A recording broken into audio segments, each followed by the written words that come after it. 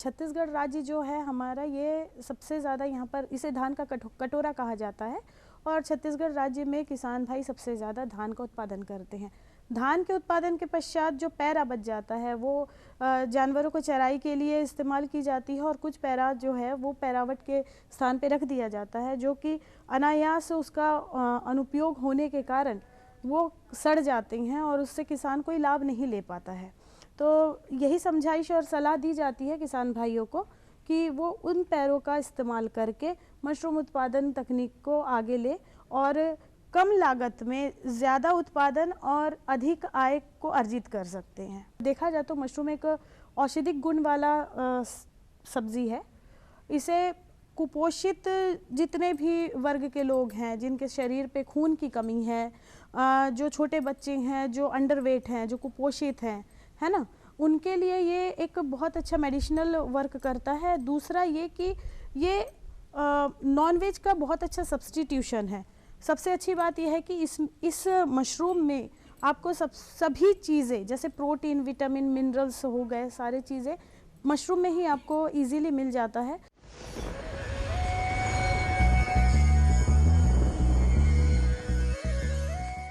आज तो वसूली करके ही जाऊंगा। घनश्याम, अरे ओ घनश्याम। वो तो स्कूल गए हैं। स्कूल गया है। अरे बहाना तो ढंग का बनाती। हाँ लाला, मैं स्कूल ही गया था, फार्म स्कूल, जहाँ किसानों को सिखाई जाती है खेतों में पैदावार बढ़ाने की हर बात, जैसे मिट्टी के हिसाब से सही खाद, बढ़िया बीज और जरूरत के मुताबिक कीटनाशक, ताकि कम लागत में अधिक मुनाफा। ये पकड़ लाला, तेरा हिसाब साफ।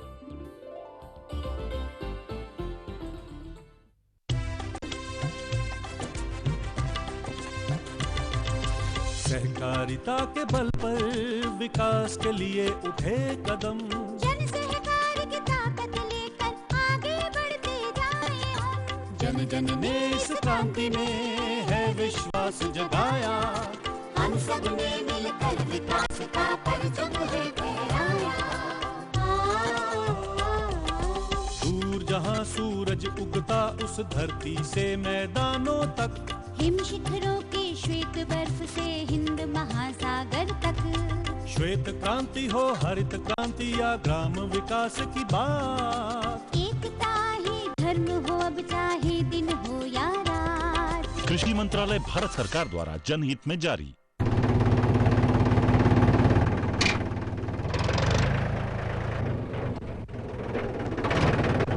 अरे हरकू वाह, बीज, कीटनाशक और आज खाद भी।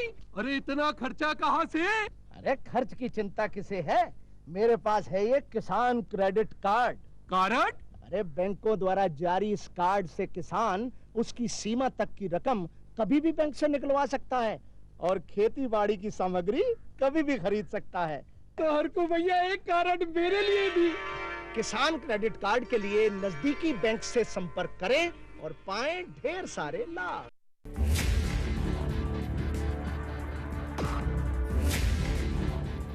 भोजन, जल और शुद्ध वातावरण हमारे जीवन का मुख्य आधार है और कृषि इसका मूल स्तंभ। पिछले 60 वर्षों में विज्ञान आधारित कृषि का व्यापक प्रसार हुआ है। साथ ही कृत्रिम संसाधनों के बढ़ते प्रयोग से कृषि की सतत क्षमता पर चिंताएं बढ़ी हैं। प्रधानमंत्री श्री नरेंद्र मोदी जी के दूरदर्शी नेतृत्व के अंतर्गत रसायन मुक्त जैविक खेती एक महत्वपूर्ण प्रयास है। रसायन मुक्त जैविक खेती को बढ़ावा देने के लिए 5 वर्ष पूर्व सरकार ने परंपरागत कृषि विकास योजना तथा उत्तर पूर्व भारत में जैविक मूल्य श्रृंखला योजनाएं आरंभ की। ऑर्गेनिक फार्मिंग को देश भर में बढ़ावा देने के लिए सरकार अनेक प्रयास कर रही है।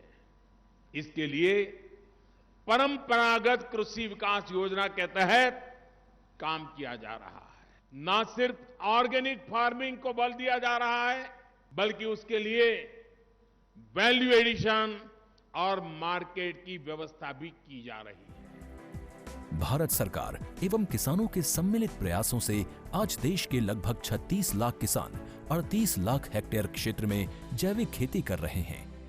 इसके अतिरिक्त हमारे देश के अनेक ऐसे क्षेत्र हैं जहां आज भी पारंपरिक जैविक खेती हो रही है। इन पारंपरिक जैविक क्षेत्रों को जैविक प्रमाणीकरण सुलभ कराने हेतु पीजीएस के अंतर्गत लार्ज एरिया सर्टिफिकेट का प्रावधान किया गया है। इस प्रक्रिया की विशिष्टता ये है कि इसमें प्रमाणीकरण मात्र 2 से 3 महीनों में हो जाता है, जबकि सामान्य परिस्थितियों में इसमें 2 से 3 वर्ष का समय लगता है। अंडमान निकोबार केंद्र शासित प्रदेश के कार निकोबार एवं नैन काउरी द्वीप समूह देश के सर्वप्रथम ऐसे प्रमाणीकृत जैविक क्षेत्र हैं। अभी हाल ही में संपूर्ण लक्षद्वीप को जैविक खेती के रूप में प्रमाणित किया गया है। वर्ष 2016 में सिक्किम राज्य पूर्ण जैविक कृषि राज्य के रूप में प्रमाणित हो चुका है। सुदूर उत्तर में हिमालय श्रृंखला के बीच स्थित लद्दाख ने भी पूर्ण जैविक के लक्ष्य की ओर बढ़ना शुरू कर दिया है। जैविक उत्पादों को बाजार सुलभ कराने तथा किसानों की उपभोक्ताओं तक पहुंच बनाने के लिए एक समर्पित जैविक खेती पोर्टल भी बनाया गया है। जैविक खेती पोर्टल के जानकारी मंच और विपणन मंच के माध्यम से किसानों को उच्च गुणवत्ता उत्पादन तथा बाजार उपलब्ध कराया जा रहा है। आशा है देश के सभी राज्य अपने जैविक क्षेत्रों का विस्तार करेंगे और देश में जैविक कृषि क्रांति को मजबूत करने में योगदान देंगे। जैविक उत्पादों की देश और विदेशों में बढ़ती मांग तथा जैविक उत्पादों का बढ़ता बाजार, किसानों की उपभोक्ताओं तक पहुंच तथा जैविक एफपीओ द्वारा जैविक कृषि व्यापार में भागीदारी हमारे किसानों को अपनी आय बढ़ाने का अवसर दे रहा है। पिछले 5 वर्षों में जैविक कृषि उत्पादों का निर्यात दोगुने से अधिक बढ़कर 7,000 करोड़ रुपए से अधिक का हो गया है और इसमें प्रतिवर्ष 20% से अधिक की वृद्धि हो रही है। उम्मीद है पारंपरिक क्षेत्र के किसान भी इस बढ़ते बाजार से लाभान्वित होंगे और जैविक कृषि आंदोलन को आगे बढ़ाएंगे। किसानों की मुस्कान समृद्ध हिंदुस्तान की है पहचान।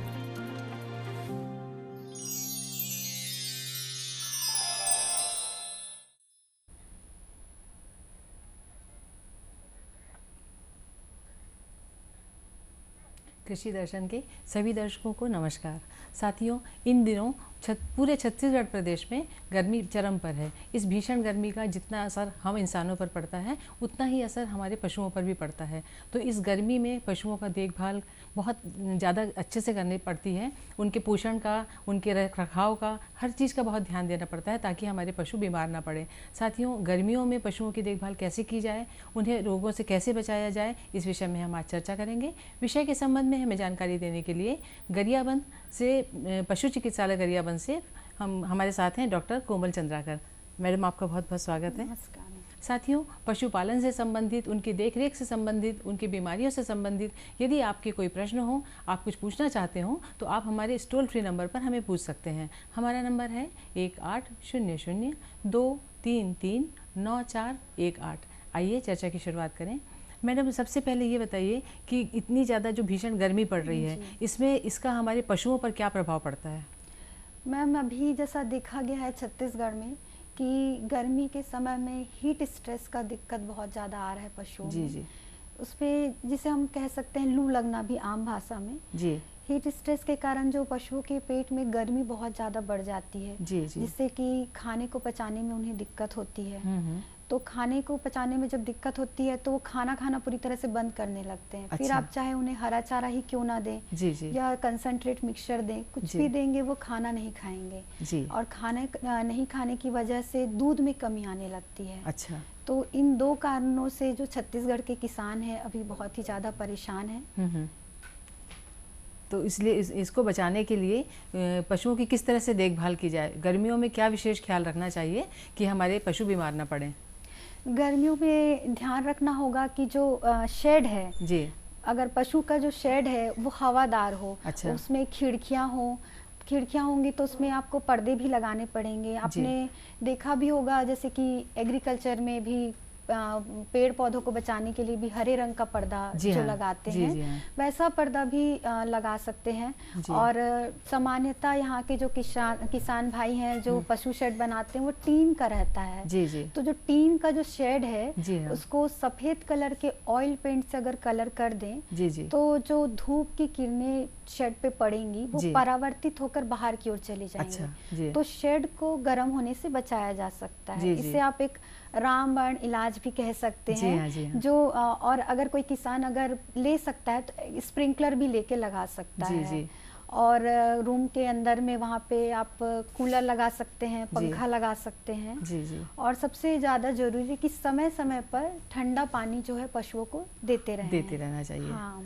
ये इन सबसे पशुओं को गर्मी से बचाया जा सकता है। और जैसा कि सरकार कहती आ रही है कि पेड़ लगाएं कर, पेड़ लगाना बहुत ही ज़्यादा जरूरी है। तो आसपास में जितना ज़्यादा हो सके पेड़ लगाएं, उससे ना सिर्फ हमें फायदा होगा, पशुओं को भी उससे खास करके पशु बाड़े के आसपास हरियाली हो तो उसका फर्क पड़ेगा। जी मैम, इस समय पोषण आहार का भी विशेष ध्यान रखना चाहिए ताकि पशु बीमार न पड़े।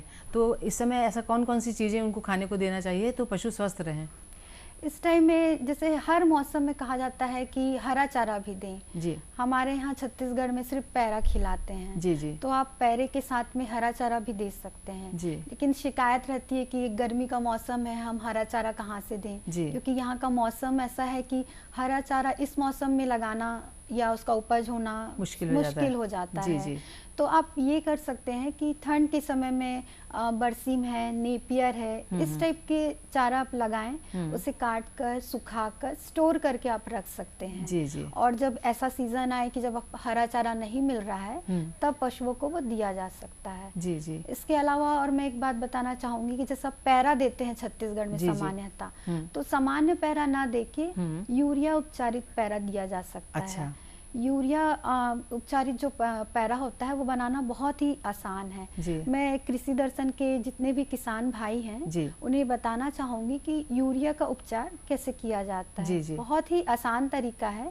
जैसे कि आप 4 से 5 क्विंटल पैरा आपने पहले रख दिया, 4 इंच मोटी लेयर आप बिछा दें उसे। उसके बाद में करीब 4 किलो यूरिया को आप 40 से 50 लीटर पानी में घोल के उसके ऊपर में उस घोल का छिड़काव कर दें। फिर से ऐसे ही 4 से 5 क्विंटल पैरा बिछा दें और वह उतना ही क्वांटिटी का यूरिया पानी में घोलकर फिर से छिड़काव कर दें। ऐसे 3-4 बार आप कर सकते हैं। और उसके बाद में उसके ऊपर में पॉलीथीन लगा के जो एक बंच एक तैयार हो जाएगा, उसके ऊपर में पॉलीथीन लगा के अच्छे से उसको ढक देना है।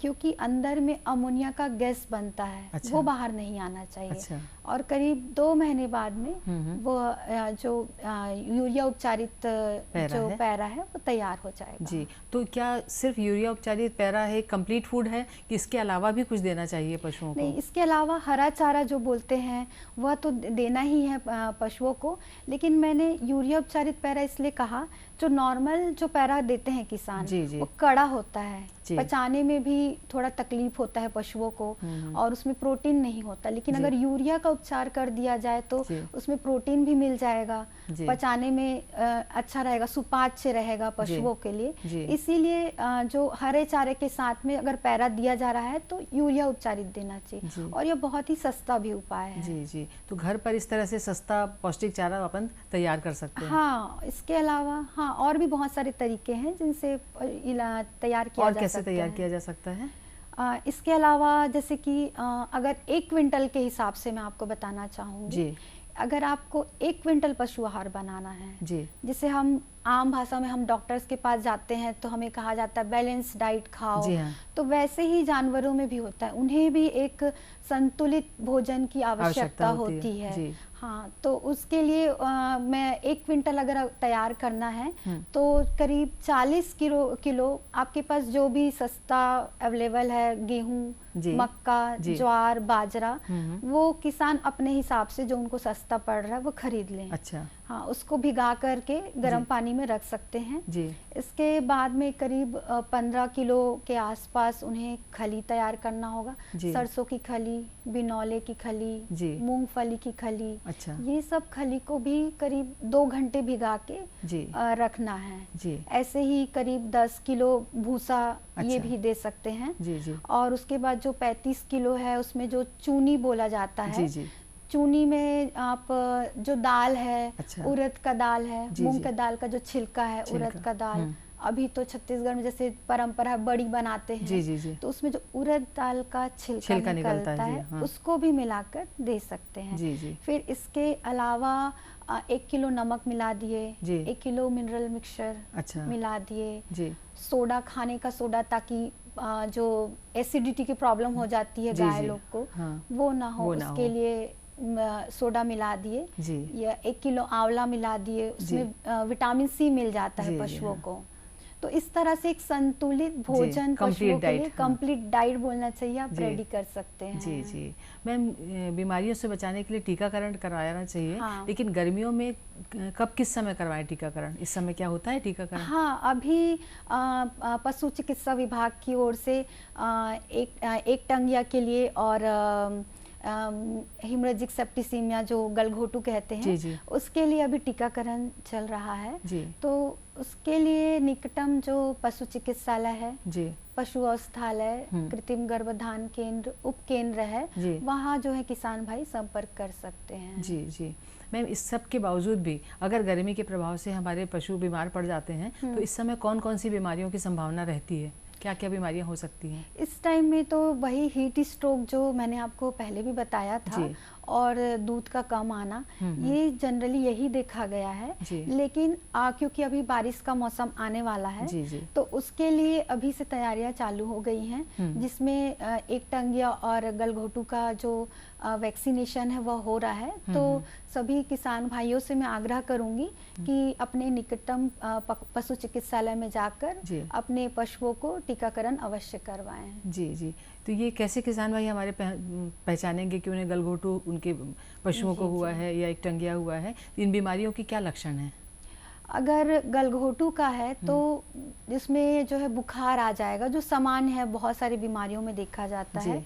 इसके अलावा जो है वो जोर जोर से सांस लेने लगेगा, अच्छा। खाने में उसे दिक्कत होगा जी। तो ये जो प्रॉब्लम है गलघोटू में ही आता है, क्योंकि उसके गले में दिक्कत हो जाता है, अच्छा। जहाँ से फूड पास होता है जी। तो इससे जान सकते हैं कि उसे गलघोटू की बीमारी हुई है जी। और अगर एक टंगिया का दिक्कत है तो जो नाम से ही जैसे पता चल रहा है एक टंगिया, हाँ, तो उसके पीछे के टांग में हम इंग्लिश में हाइंड क्वार्टर जो कहते हैं जी। पीछे के टांग में सूजन आ जाएगा, अच्छा। उसको लंगड़ा के चलने लगेगा, अच्छा।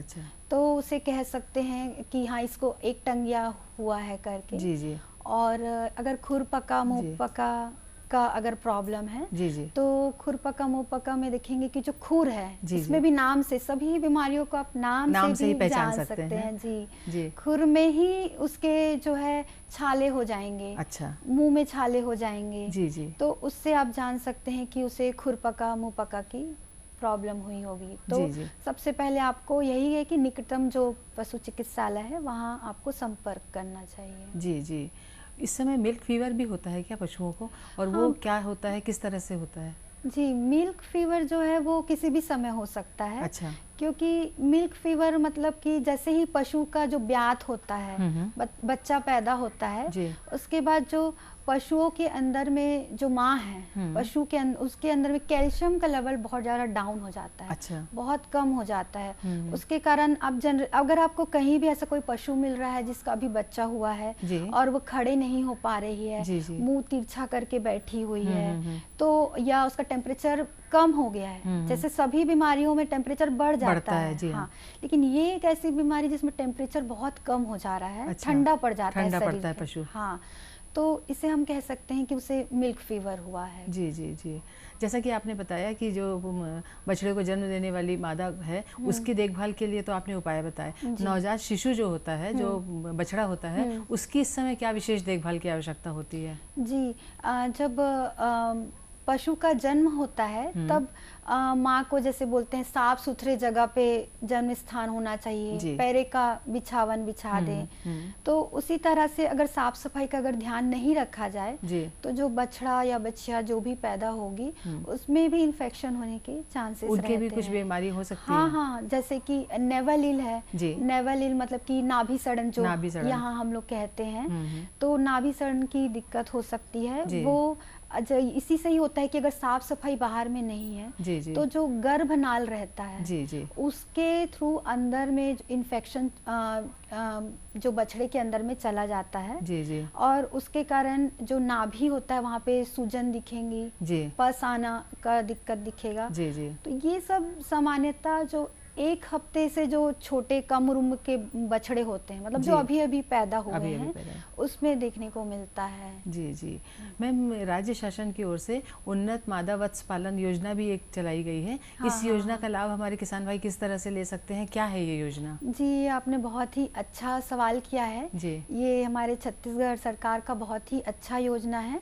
और ये ऐसे छोटे किसानों के लिए है या सीमांत किसानों के लिए है या भूमिहीन किसान भी इसका फायदा ले सकते हैं। और इस योजना के तहत में जो 4 से 24 माह की बच्चिया है और वो भी कृत्रिम गर्भधान से ही होनी चाहिए। मतलब कि उन्नत नस्ल की, उन्नत नस्ल की ही बच्चियां होनी चाहिए। उन बच्चियों के लिए ये स्कीम गवर्नमेंट के द्वारा लाया गया है ताकि उन्हें जो अभी भरण पोषण के लिए उनके लिए फीड खरीदने के लिए सरकार सब्सिडी देती है ताकि जो हमारे छोटे किसान भाई हैं उन्हें फीड अच्छे से खिला सके, पोषण का उनका ध्यान रख सके और वो कल एक अच्छे गाय के रूप में आए और हमारे जो देश का है, हमारे छत्तीसगढ़ का है, जो दूध उत्पादन है वो बढ़ सके। उसके लिए यह योजना सरकार मैम, इस योजना का लाभ लेने के लिए हमारे किसान भाइयों को क्या करना होगा, कहाँ संपर्क करना होगा? जी, इस योजना का लाभ लेने के लिए जो निकटम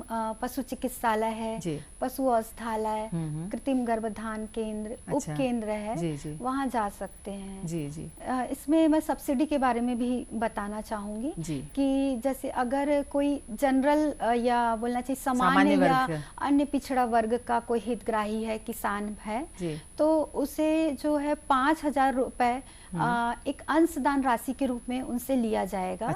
हाँ, और उन्हें 15,000 जो रुपए हैं उन्हें एक सब्सिडी के रूप में बैंक अकाउंट में आएगा। लेकिन जो बैंक अकाउंट जो रहेगा वो एक जॉइंट अकाउंट रहेगा, किसान का और किसी पशु चिकित्सक का।